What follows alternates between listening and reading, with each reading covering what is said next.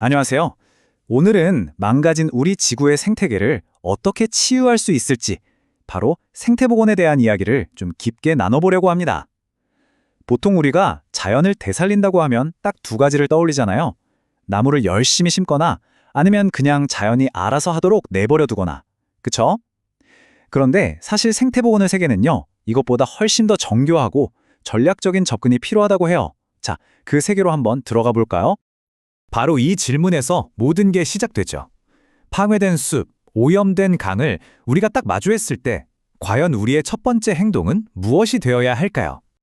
대부분의 사람들은 아마 이 두 가지 극단적인 선택지를 떠올릴 거예요. 자연의 엄청난 자생력을 믿고 그냥 기다리는 수동적 복원, 그리고 아니다, 인간이 적극적으로 개입해서 아예 새로 만들어야 한다는 능동적 복원. 그런데 말이죠, 전문가들은 이게 현실을 너무 단순하게 보는, 어찌 보면 일종의 가짜 선택지라고까지 이야기합니다. 복원의 세계를 그렇게 흑과 백으로 나눌 수는 없다는 거죠. 그래서 전문가들이 내놓은 개념이 바로 개입의 연속체라는 겁니다. 이게 뭐냐면요, 복원을 한다 안 한다의 문제가 아니라 어느 수준까지 개입할 것인가를 정하는 하나의 스펙트럼으로 보는 거예요. 훨씬 더 유연하고 현실적인 접근법이죠. 이 스펙트럼을 한번 구체적으로 들여다볼까요? 가장 손을 덜 대는 건 오염원 같은 문제의 근원만 딱 제거하고 자연의 시간에 맡기는 자발적 재생이에요. 여기서 조금 더 적극적으로 나서면 새들이 씨앗을 퍼뜨리기 좋게 횃대를 설치해주는 것처럼 살짝 도와주는 보조적 재생이 있고요. 그리고 스펙트럼의 가장 끝에 있는 게 바로 우리가 흔히 아는 지형을 바꾸고 나무를 심는 전면적인 능동적 복원인 셈이죠. 자, 그럼 이제 진짜 중요한 질문이 남았죠. 이 여러 단계 중에서 대체 어떤 기준으로 골라야 할까요? 바로 그 답의 핵심에 회복 임계점이라는 개념이 있습니다. 이게 뭐냐면요, 생태계가 스스로를 치유할 수 있는 힘의, 마지노선 같은 거예요. 이 선을 넘었냐, 안 넘었냐, 이걸 아는 게 모든 전략의 출발점이라고 할 수 있습니다. 이게 좀 어렵게 들릴 수 있는데 이렇게 생각하면 쉬워요. 의사가 환자를 진단하는 거랑 똑같다고 보시면 됩니다. 생태보건 전문가는 바로 숲과 강의 의사인 셈이죠. 의사가 환자를 보고 이분은 그냥 감기 몸살이니까 푹 쉬게 하면 되겠다 판단할 수 있잖아요. 반대로 이건 큰일이다, 당장 수술해야 한다고 진단할 수도 있고요. 생태계도 똑같아요. 아직 회복력이 남아있으면 스트레스 원인만 싹 제거해주면 되는데 회복 임계점을 완전히 넘어버렸다. 그럼 이건 전면적인 대수술, 즉 능동적 복원이 들어갈 수밖에 없는 거죠. 그러니까 진짜 중요한 기술은요, 어떤 최신 공법으로 나무를 심고 흙을 쌓느냐, 이게 아니라는 겁니다. 그보다 훨씬 더 중요한 건 지금 이 생태계의 상태가 어떤지를 정확하게 진단하는 능력이에요. 왜냐하면 진단이 틀리면 어떻게 되겠어요? 돈, 시간 다 날리고 오히려 자연이 회복할 기회마저 뺏을 수도 있거든요. 자, 이 표를 보시면 두 전략의 장단점이 확 들어오죠. 먼저 수동적 복원. 이건 자연의 힘을 잇는 거니까 초기 비용은 적게 들어요. 근데 단점이 뭐냐? 시간이 수십 년에서 수백 년까지 걸릴 수 있고 성공한다는 보장도 없어요.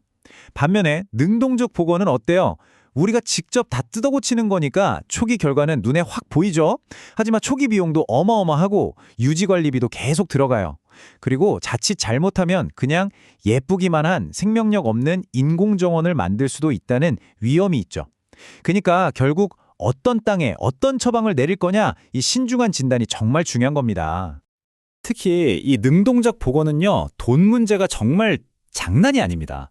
단순히 공사비 한 번 내고 끝나는 게 절대 아니거든요. 우리한테 아주 익숙한 사례가 있죠. 바로 청계천입니다. 복원하는 데 들어간 직접 비용만 해도 3,754억 원. 정말 엄청난 금액이죠? 근데 이게 끝이 아니에요. 매년 유지하고 관리하는 데만 거의 100억 원 가까운 돈이 지금 이 순간에도 계속 들어가고 있는 거예요. 이건 정말 한 번 시작하면 되돌릴 수 없는 엄청난 책임을 지는 선택인 거죠. 여기서 아주 흥미로운 문제가 하나 생기는데 저는 이걸 예측 가능성의 역설이라고 부르고 싶어요. 이 문장처럼 말이죠. 우리가 계획한 대로 나무 100그루를 심는 구조를 만드는 것. 이건 예측할 수 있어요. 돈과 시간만 있으면 되니까요. 하지만 그 100그루의 나무가 모여서 정말로 살아 숨쉬는 진짜 숲, 그 기능을 해낼 수 있을까? 그건 완전히 다른 차원의 문제고 사실 누구도 장담할 수 없는 영역입니다. 이걸 아주 잘 보여주는 게 바로 울산 태화강의 연어 사례입니다. 죽었던 강에 연어가 돌아온다? 이거야말로 복원의 성공을 보여주는 정말 강력한 상징이잖아요? 그런데 현실은 뭐냐면 돌아오는 연어 수가 해마다 롤러코스터를 타요. 왜 그럴까요? 태풍이 오거나 엘니뇨 때문에 바다 수온이 바뀌는 것처럼 우리가 도저히 컨트롤할 수 없는 외부 요인들 때문이죠. 우리의 노력이 전부가 아니라는 아주 명백한 증거입니다. 결국 우리가 진짜 만들어야 하는 건 한 폭의 그림처럼 딱 박제된 그런 풍경이 아니에요. 끊임없이 변화하는 환경에 스스로 적응하고 살아남을 수 있는 그런 건강하고 회복력 있는 시스템 그 자체를 만드는 것. 이게 진짜 목표가 되어야 한다는 겁니다. 그래서 오늘 이야기의 결론은 아주 명확합니다. 어떤 복원 기술을 쓸까? 이걸 고민하기 전에 먼저 우리 앞에 놓인 이 생태계의 건강 상태를 정확하게 진단해야 한다는 것. 그 진단이 우리가 가야 할 길, 즉 전략을 결정하기 때문입니다. 마지막으로 이 질문을 한번 던져보고 싶네요.